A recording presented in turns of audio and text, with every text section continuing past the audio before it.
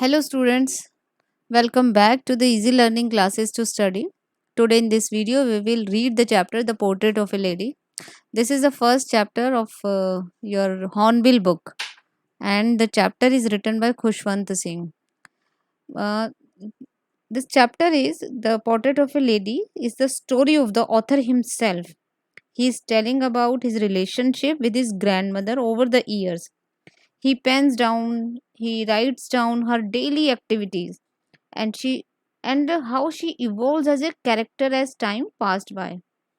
उसकी अपीयरेंस कैसी उसकी दादी माँ दिखती थी और इतने अच्छे से वो डिस्क्राइब करते हैं कि हम जो रीडर्स हैं जब ये स्टोरी पढ़ते हैं तो हमारे माइंड में भी एक इमेज बन जाती है.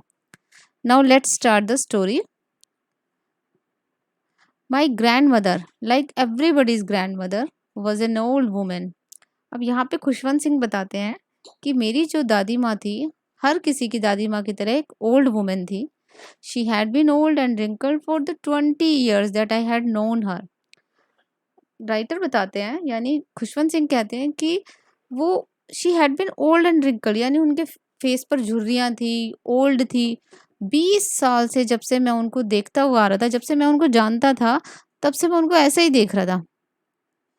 People said that she had once been young and pretty and had even had a husband, but that was hard to believe. Writer कहते हैं कि लोग कहते हैं कि एक टाइम ऐसा था जब वो यंग हुआ करती थी, बहुत प्रिटी दिखती थी, उनके हस्बैंड भी थे, बट ये मुझे बिलीव नहीं होता, ऐसा विश्वास करना मेरे लिए मुश्किल है. My grandfather's portrait hung above the mantelpiece in the drawing room. वो कहता है मेरे जो ग्रैंडफादर हैं उनका पोर्ट्रेट क्या होता है जैसे उनकी फोटो पिक्चर वो मेंटल पीस जहाँ पे घर में एक स्पेस होता है जहाँ पर आग जलाई जाती है ड्राइंग रूम में, रूम को गर्म करने के लिए, तो उसके ऊपर टंगा हुआ था. He wore a big turban and loose fitting clothes. उन्होंने एक बहुत बड़ी पगड़ी पहनी हुई है उस फोटो में और लूज फिटिंग कपड़े पहने हुए हैं. His long white beard covered the best part of his chest and he looked at least 100 years old. और उनकी बहुत बड़ी वाइट कलर की दाढ़ी है जो उनके चेस्ट वाले पार्ट को जिसको कवर किया हुआ है और ऐसा फोटो से देखने से ऐसा लगता है जैसे वो 100 years old है. He did not look the sort of a person who would have a wife or children. उनकी फोटो को देख के ऐसा लगता नहीं है कि वो एक ऐसे पर्सन होंगे जिनकी वाइफ है बच्चे हैं. He looked as if he could only have lots and lots of grandchildren. उनको देख के ऐसा लगता है वो इतने बूढ़े हैं कि उनके बहुत सारे पोते पोती ग्रैंड चिल्ड्रन हैं. As for my grandmother being young and pretty the thought was almost revolting. वो कहते हैं कि अगर मैं अपने ग्रैंड मदर की बात करूं कि वो यंग एंड प्रिटी हुआ करती थी तो ये विचार भी मेरे लिए बहुत रिवोल्टिंग है. यानी the thought was almost hard to believe. यानी उसको देखकर ऐसा लगता है कि मैं इस बात पर विश्वास ही नहीं कर पाऊंगा. नेक्स्ट ऑथर कहते हैं कि she often told us of the games she used to play as a child that seemed quite absurd and undignified on her part and we treated it like the fables of the prophets she used to tell us. आगे हमें author बताते हैं कि मेरी दादी है वो जब वो बचपन में जो वो गेम्स खेला करती थी उसके बारे में भी बताते हैं जो बड़े अजीब लगते थे सुनने में. अब ऑथर कहते हैं कि वो जो गेम्स वो बताती थी बहुत एब्सर्ड लिखते थे यानी जिन पर हमें लगता है जो हम विश्वास नहीं कर पाते. अनडिग्निफाइड ऑन हर पार्ट यानी ऐसा लगता था कि विश्वास नहीं होता कि ये गेम्स खेलती थी. And we treated it like the fables of the prophet she use to tell us. और जो भगवानों की प्रॉफिट्स यानी वो फेबल्स ये वो स्टोरीज जो भगवानों की वो हमें बताया करती थी तो इन सब चीज़ों पे यकीन नहीं होता जब वो हमें बताती थी. She had always been short and fat and slightly bent. वो हमेशा से ये उनका फिजिक बता रहे हैं कि वो हमेशा से छोटी दिखती थी, थोड़ी सी फैट दिखती थी यानी मोटी दिखती थी और आगे की तरफ थोड़ी सी झुकी हुई slightly bent. Her face was a criss cross of wrinkles running from everywhere to everywhere. उनके फेस पे बहुत सारे रिंकल्स थे. ऐसा लग रहा था क्रिस क्रॉस बने हुए हैं जो पूरे फेस पर इधर उधर से रिंकल्स क्रॉस करते हुए जाते थे. No, we were certain she had always been as we had known her. अब ऑथर कहते हैं कि नहीं वो हमेशा से ऐसी ही हैं जैसे हमने उनको देखा है. Old, so terribly old that she could not have grown older and had stayed at the same age for 20 years। कहते हैं वो बूढ़ी हैं और इतनी बूढ़ी दिखती हैं कि ऐसा लगता है इससे ज़्यादा she could not have grown older, भाई इससे ज़्यादा बूढ़ी नहीं हो सकती वो। और ऐसी ही रही हैं हमेशा at the same age for 20, मतलब 20 years से वो उनको देखते आ रहे हैं, वो बिल्कुल वैसी ही दिखी हैं, ज़रा से भी उनमें चेंज नहीं आ रहा। She could never have been pretty but she was always beautiful. Now these lines are very important.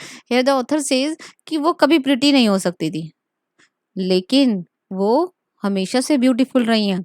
इसमें ये डिफरेंस है कि भाई प्रिटी हम अपने फेस वाइज अपने लुक को देखकर बोल रहे हैं, और beautiful because of her behaviour, because of her character.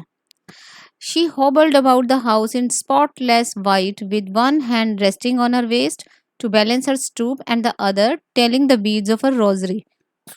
य- यहाँ पर ऑथर कहते हैं कि वो घर में इधर शी हॉबल्ड अबाउट द हाउस, यानी पूरे घर में जब वो घूमती थी, स्पॉटलेस वाइट, यानी उनकी वो वाइट साड़ी पहनती थी जिस पर एक भी स्पॉट नहीं होता था। With one hand resting on her waist, एक हाथ से वो अपनी वेस्ट को अपनी वेस्ट पर रखे रहती थी ताकि अपने आप को बैलेंस बना सके, खड़ी होने के लिए बैलेंस। और दूसरे हाथ में हमेशा उनकी वो रुद्राक्ष की जो माला होती है, बीड्स ऑफ हर रोजरी, उसको फेरती रहती थी। Her silver locks were scattered untidily over her pale, puckered face, and her lips constantly moved in inaudible prayer। अब यहाँ पर ऑथर कहते हैं सिल्वर लॉक्स यानी उनके वाइट हेयर्स। हर सिल्वर लॉक्स वर स्कैटर्ड अनटाइडली, यानी उनके वाइट बाल हमेशा बिखरे रहते थे, जो ऐसा लगता कॉम भी नहीं करती करती थी वो ढंग से। उनके कमज़ोर चेहरे पर, पेल फेस पर पड़े रहते थे, पकड़ फेस यानी रिंकल्ड फेस। और उनके जो लिप्स थे वो कॉन्स्टेंटली, यानी वो हमेशा प्रेयर करती रहती थी, जो सुनती नहीं थी हमें, मन मन में वो बोलती रहती थी, उनके लिप्स मूव करते रहते थे। यस शी वॉज ब्यूटीफुल, और इसी तरह से वो ब्यूटीफुल थी। She was like the winter landscape in the mountains. वो विंटर में जो माउंटेन्स और लैंडस्केप जैसे चारों तरफ स्नो हो जाती है, तो उसकी उनकी तरह दिखती थी। An expanse of pure white serenity, breathing peace and contentment. Expanse of pure white serenity, that means perfect example of peace, satisfaction, breathing peace and contentment, yani she was the perfect example of satisfaction.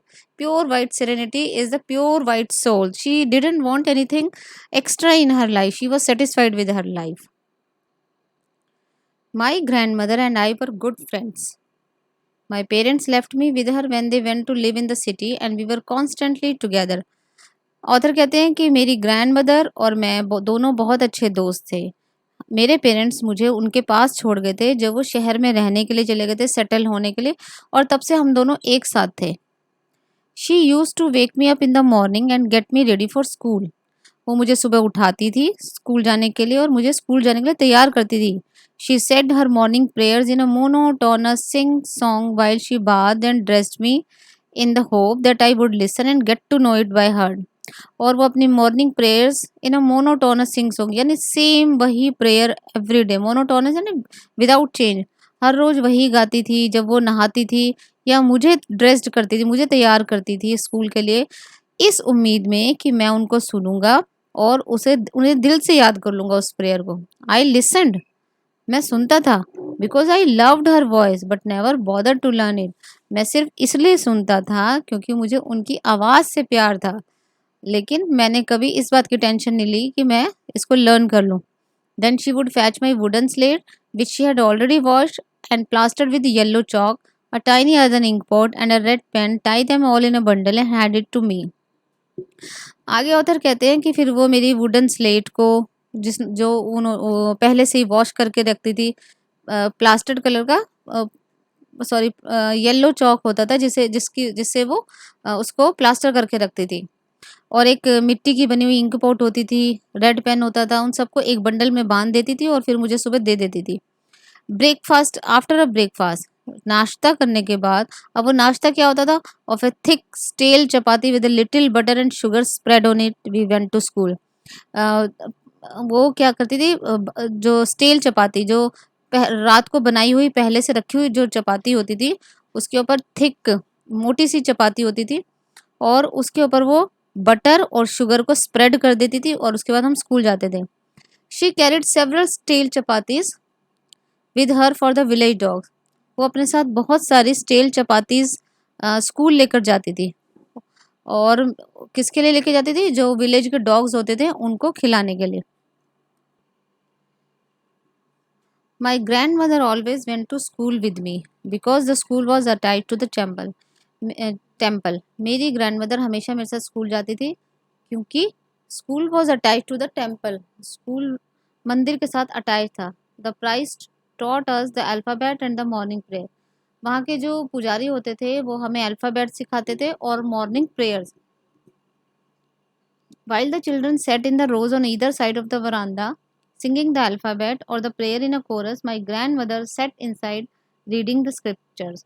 जब हमें वो सिखा रहे होते थे, हम सब एक रोज में बैठे होते थे बरामदे में और वो हमें अल्फ़ाबेट सिखा रहे होते थे। और जब हम सब मिलकर प्रेयर बोल रहे होते थे तब मेरी ग्रैंडमदर मंदिर के अंदर बैठ जाती थी और धार्मिक पुस्तकें पढ़ती रहती थी। When we had both finished, we would walk back together. जब हम दोनों का काम खत्म हो जाता था हम दोनों साथ साथ वापिस आते थे। This time the village dogs would meet us at the temple door. They followed us to our home, growling and fighting with each other for the chapatis we threw to them. और जब हम वापस आते थे जो village के dogs होते थे वो हमें टेम्पल के डोर पर ही मिल जाते थे। वो हमारा पीछा करते रहते थे घर तक, ग्रोलिंग घुर्राते रहते थे, एक दूसरे से फाइट करते रहते थे। और वो फाइट क्यों करते थे? क्योंकि उन्हें हम जो चपातीस उनके ऊपर फेंकते रहते थे, देते रहते थे, उसको खाने के लिए लड़ते रहते थे। When my parents were comfortably settled in the city, they sent for us. That was a turning point in our friendship. Although we shared the same room, my grandmother no longer came to school with me. I used to go to an English school in a motor bus. There were no dogs in the street, and she took to feeding of sparrows in the courtyard of our city house. यहाँ उधर कहते हैं जब मेरे parents comfortably शहर में settle हो गए उन्होंने हमें लेने के लिए भी भेज दिया। और ये इंसिडेंट वॉज, वो कहते हैं ये एक मेरी लाइफ का टर्निंग पॉइंट था। और मेरी लाइफ का भी नहीं, वो कहते हैं कि हमारी फ्रेंडशिप का, मेरी और मेरी दादी की। हालांकि हमने सेम रूम शेयर किया लेकिन अब मेरी ग्रैंडमदर मेरे साथ स्कूल नहीं जाती थी, ना आती थी। अब मैं एक इंग्लिश स्कूल में जाने लग गया, मुझे बस लेने आती थी। वहाँ पर गली में अब डॉग्स भी नहीं होते थे। और अब वो किसको खाना खिलाती थी? डॉग्स की जगह जो हमारे घर के बरामदे में स्पैरोज आती थी ऑफ आवर सिटी हाउस। तो this is up to here only. The rest part of the chapter we will discuss in our next video. If you have liked the chapter, if you have understood the chapter, please don't forget to share, like and subscribe my channel. Thank you. Have a nice day.